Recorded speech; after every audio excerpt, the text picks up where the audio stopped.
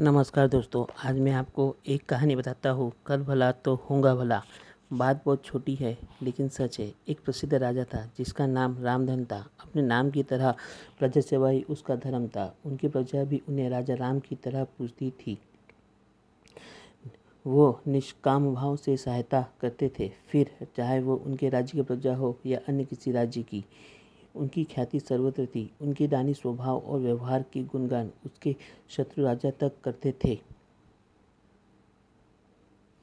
उन राजाओं में एक राजा था भीमसिंह, जिसने राजा रामधन की इस ख्याति से ईर्ष्या थी। उस ईर्ष्या के कारण उसने राजा रामधन को हराने की एक रणनीति बनाई और कुछ समय बाद राजा रामधन के राज्य पर हमला कर दिया। भीमसिंह ने छल से युद्ध जीत लिया और रामधन को जंगल में जाना पड़ा। इतना होने पर भी रामधन की लोकप्रियता में कोई कमी नहीं थी। हर जगह उन्हीं की बातों की चर्चा होती रहती थी, जिससे भीमसिंह को चैन न था। उसने राजा रामधन को मृत्युदंड देने का फैसला किया। उसने ऐलान किया कि जो राजा रामधन को पकड़कर उसके सामने लेके आएगा, उसे सोने के 100 दिनार दिए जाएंगे। दूसरी तरफ राजा रामधन जंगलों में भटक रहे थे। तब उन्हें एक राहगीर मिला और उसने कहा, भाई, तुम इस जगह के लगते हो, क्या तुम मुझे राजा रामधन के राज्य का रास्ता दिखाओगे?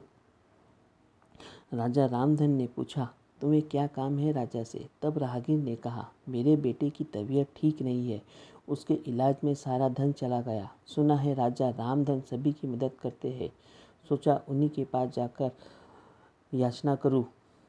यह सुनकर राजा रामधन राहगीर को अपने साथ लेकर भीमसिंह के पास पहुँचे।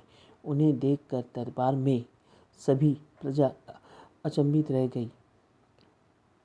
राजा रामधन ने कहा, हे राजन, आपने मुझे खोजने वाले को 100 सोने की दिनार देने का वादा किया था। मेरे इस मित्र ने मुझे आपके सामने पेश किया है, अतः इसे वो 100 सोने की दिनार दे दीजिए। यह सुनकर राजा भीमसिंह को एहसास हुआ कि राजा राजधन सच में कितने महान और दानी व्यक्ति है, और अपनी गलती स्वीकार किया। साथ में राजा राजधन को उसका सारा राज्य लौटा दिया और सदा उसके दिखाए रास्ते पर चलने का वादा किया। दोस्तों, इसे कहते हैं कि कर भला तो होगा भला। यदि आपके कर्म अच्छे हैं तो उसका फल भी भगवान अच्छे ही देगा। यदि दोस्तों मेरी कहानी आपको पसंद आई तो चैनल को लाइक और सब्सक्राइब करना ना भूलें, और दोस्तों कमेंट बताएं कि गलती क्या हो गई।